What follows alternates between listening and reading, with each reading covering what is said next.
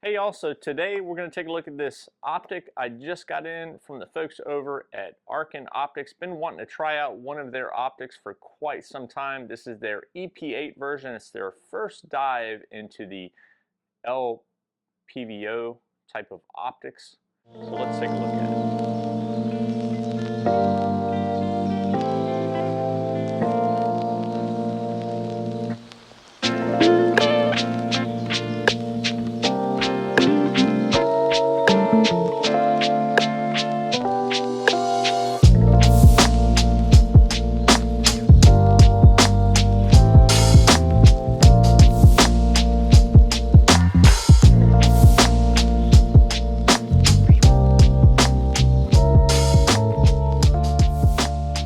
Okay, so this is the EP-8 LPVO from the folks over at Arken Optics. So a little look at the box.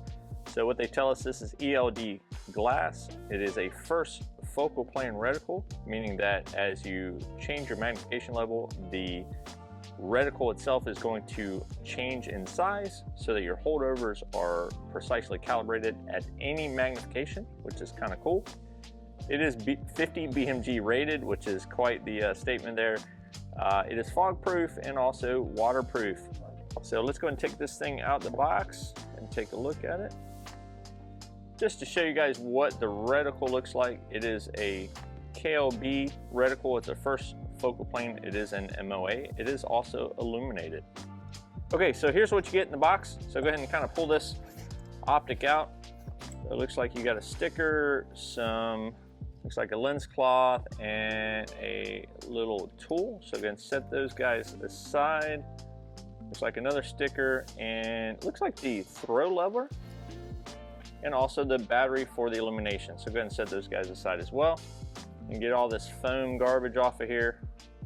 So they do package it pretty tight in this box. I had already had it out one time before, and kind of messed with it. So it was a little bit of a challenge to get all the foam back on here the way it's supposed to be.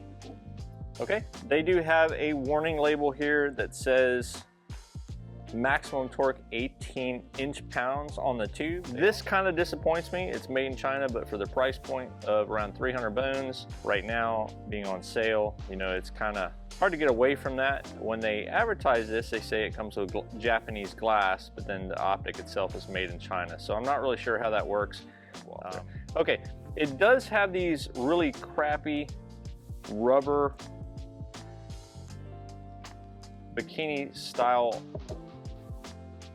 scope covers. However, they have on their website, they have what's called flip it caps, which are a flip up type aluminum cap for both sides of the optic. Now, my understanding is that they're supposed to come with this, but they were out, so they're going to ship those at a later date. So I will definitely keep you guys up to date when I receive those, but it does come with some basic protection. I can't stand these friggin' things, but you know, it's better than nothing at all. So set this aside as well. And then here we can look at the optic.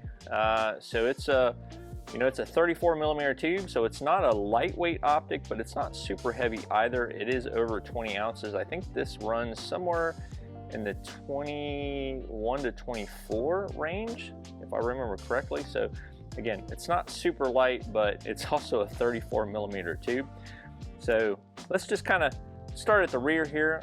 It does have a quick focus eyepiece, which is always appreciated. I can't stand a lot of the older optics that have the bell that you have to loosen up a ring on there, like the loopholes and stuff, and then adjust the whole thing and then tighten the ring up. Those are always aggravating.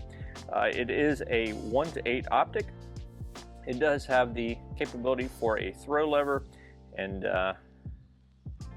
the magnification ring is, it's stiff, but it's smooth. It's definitely not going to move around on you unless you want it to move, but it's not overly tight. I've seen some of these where they're so tight where you have to really wrench on them. This one's not that way. And of course, if you add the throw lever, I always recommend a little bit of blue Loctite on those things to keep them from coming off. With that throw lever, it should give a lot more purchase on the magnification ring. So moving our way forward, we'll go ahead and talk about the illumination first. So there are, let's see here. So here's our 0 I see there, so you got 0 and 9 brightness settings, and then 2 for night vision. And these guys are pretty stiff, but not overly so. One thing that I don't kind of like is there's no off settings in between the different numbers, but that's not a huge deal. A lot of optics are like that, but that's just one thing I would like to see added on that. The elevation and the windage adjustments are capped, which is also much appreciated. It really doesn't make sense for an LPVO, in my opinion, to have exposed turrets, because most people are going to set these the way they want and then use the holdovers. Very seldom are they going to want to be adjusting for range. Okay, so go ahead and take off the caps here. So on the elevation, it's a nice machined cap. If you look at the turret itself, it is a really large turret. It is 0 resettable. It is a 1/4 MOA adjustment, and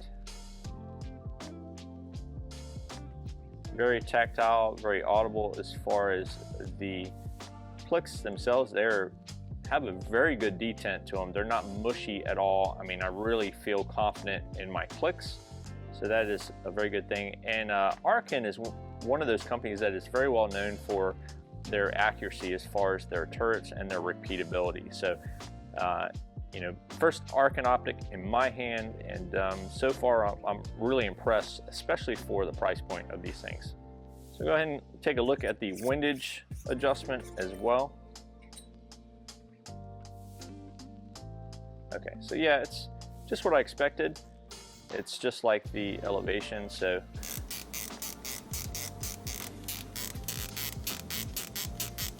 and hopefully you guys can pick up that sound, but it's very nice turrets on this thing.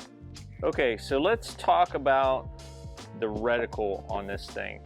Now, the reticle itself, it is a first focal plane. What I really like about it is the fact that it has this outer ring. As you zoom out towards your lower power magnifications, like a 1x, you're gonna have this kind of donut of death style reticle, which is reminiscent of like an EOTech or something along those lines. And my biggest complaint has been on LPVOs. So I do have a Ride-On that is an LPVO, and it is a first focal plane 1:8. And the problem is at 1x, you really don't have much of a reticle at all. It is illuminated, but it's so small that it's, I don't want to say it's unusable at 1x, but you know, the way Arken came up with this KL box reticle, KLB reticle, they did it right. So when you're at your maximum powers, you have holdovers, you have a ranging style reticle with wind holdovers, etc. But when you zoom out, you have a quick reticle that is going to be very reminiscent of something like an EOTech. So I think they did an outstanding job with this. And a little bit on the glass clarity, it's very nice for the price point that it is.